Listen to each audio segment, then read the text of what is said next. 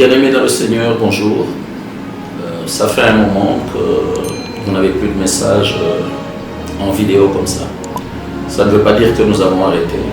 Nous sommes sur toutes les pages Marche avec Dieu, Partage l'art du témoignage. Le logo il est rouge et blanc. Nous sommes sur YouTube, nous sommes sur Messenger, sur TikTok, sur toutes les différentes pages, Instagram, ainsi de suite. Et les messages comme ça, nous les faisons que sur l'inspiration de l'Esprit du Seigneur.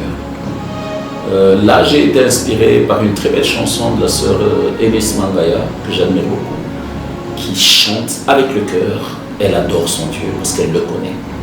Et c'est ce Dieu que je voudrais présenter à chacun de nous pour que nous interprétons le langage lorsqu'elle dit Anna Aleli, Alemi, pour Penina Osekale. Penina se moque d'Anne parce que Penina a un enfant et Anne n'a pas d'enfant. Penina a ce que elle désire et Penina l'a eu facilement. C'est l'image du monde. Nous avons l'impression par le mensonge des apparences que les autres ont réussi, que les autres avancent, que les autres sont dans la gloire, que les autres sont mariés, que les autres... Ce que tu n'as pas encore eu ne signifie pas que tu ne l'auras pas. Dieu a des desseins éternels sur la vie de chacun de nous. Dieu a un plan merveilleux sur chacun de nous.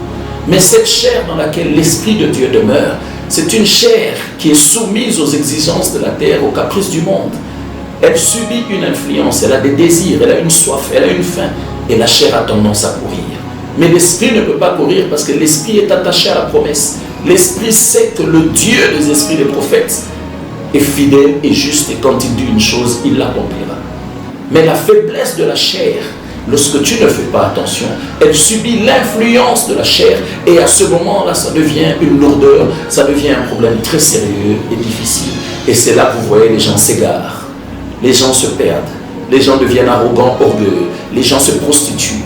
Les gens pensent qu'en voyageant, ou en se déplaçant, ou en changeant de fiancé, alors les choses vont avancer.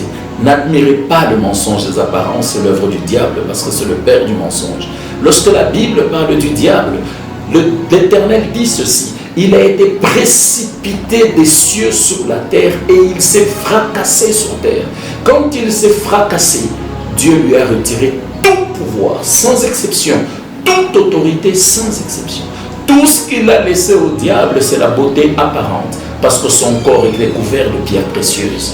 Et ce qu'il a en maître, c'est le mensonge et la séduction. Mais quand il parle du Christ, il dit à l'apparence, quand tu le regardais, il n'avait rien qui puisse attirer le regard des hommes. Rien. Mais en lui, il y avait la vie. Il y a la vie et la bonté. C'est ça la différence entre Dieu et le diable. Voilà pourquoi vous verrez les prostituées sont toujours très belles d'apparence, belle taille, elles sont attirantes, mais en elles, il n'y a pas de vie. Il y a la destruction, il y a la maladie, il y a l'agonie, il y a l'esprit de pauvreté et de blocage de condamnation. Il n'y a rien de bon en elles. Vous suivez l'apparence, vous en payez le prix. Mais les gens que même des églises aujourd'hui rejettent, parce qu'ils sont sales. Il est sale peut-être parce qu'il vient du boulot. Il est sale parce que peut-être son travail c'est la mécanique, ou c'est vendre le charbon, ou c'est la maçonnerie. Et il a soif de la parole, il vient à l'église, vous le mettez à l'écart parce qu'il est sale. Mais vous qui le mettez à l'écart et vous dites que vous êtes serviteur, vous êtes des péninas. Vous vous moquez de sa saleté, mais est-ce que vous connaissez l'intérieur? Ceux-là que vous admirez, parce qu'ils brillent, parce qu'ils ont des belles voitures, à qui vous donnez les meilleures places dans les églises, dans les bureaux, dans la société, comme ça se passe partout. Ceux qui sont sales n'ont qu'un avantage, ils sont méprisés. Vous êtes en train de mépriser Anne, ce n'est pas grave. Mais sachez que ceux-là que vous admirez, ce sont des péninas qui vous détruisent à l'intérieur, parce que vous vous habituez à eux, parce que vous trempez dans les habitudes dont Dieu n'a pas besoin. Et vous attirez vers vous le favoritisme en amenant dans la vie courante la division. Or, Dieu ne nous a pas appelés à la division. Pénina est le symbole de la division. Pénina est le symbole du mensonge des apparences. Pénina est le symbole de la gloire de ce monde. Mais Anna est le symbole de celle qui subit la formation comme la terre, l'argile, subit le temps de la formation jusqu'à ce que Dieu achève l'œuvre et qu'il présente. Tant que tu as la foi, garde l'espérance. Alléluia. Laisse-toi malayer par le potier par excellence qui est ton Dieu.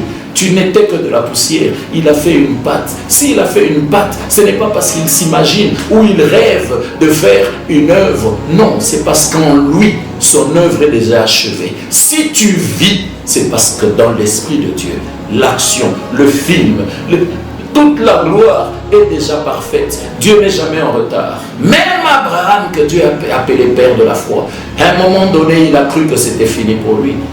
Parce qu'il a regardé son âge. Quel est l'âge qu'il a regardé? C'est l'âge de la chair. Mais l'esprit n'a pas d'âge. L'esprit d'Abraham était tel que Dieu l'avait mis quand Abraham a été conçu dans les seins de sa mère. Mais si Abraham avait continué à obéir au désir de la chair, si Sarai avait continué à le pousser à prendre des femmes à l'extérieur, ça aurait été un scandale. Alors, en cherchant à obéir au désir de la chair, vous êtes en train de chercher à avoir des Ismaël qui ne sont pas les héritiers de la maison, alors qu'il y a un Isaac qui a été promis. C'est pourquoi je dis à celui qui pleure, à celui qui est dans la douleur, à celui qui est humilié, à celui qui est rejeté, à celui qui est abandonné, à celui dont on se moque, à celui sur qui on crache, à celui qui est rejeté, à celui qu'on considère comme une poubelle, que Pénina n'est pas la fin de ton histoire. Pénina n'est qu'un escalier que Dieu a mis près de toi pour te rendre plus fort face à ces moqueries, face à ces crachats, face à ces injures, face à tout ce qu'elle fait. Parce que devant, alléluia, il y a un Mardoché qui t'attend. Il y a un Mardoché qui t'attend. C'est par Mardoché que tu entreras dans le palais royal. Et lorsque tu seras dans le palais royal, n'oublie pas que Mardoché doit être aussi élevé dans la gloire. Alors, sache que tu n'es pas seulement Han à cause de Pénina, mais tu es une Esther à cause de Mardoché. Que le Dieu de ma foi t'ouvre les yeux et l'esprit afin que tu comprennes ce message et que tu te tiennes debout, quel que soit l'état et les circonstances, sachant que toi, tu n'es pas seulement celle qui se tient d'éternité devant Pénina, non, mais tu es quelqu'un qui avance pour être la Esther que Mardoché a présentée et a enseignée. Alors que l'Esprit de Dieu soit en toi le Mardoché et que toi, tu t'élèves par ta chair pour être la austère du témoignage. Que Dieu bénisse sa parole et qu'il bénisse chacun de nous. Rendons gloire à l'Éternel pour cette parole. Amen, amen, amen. Merci.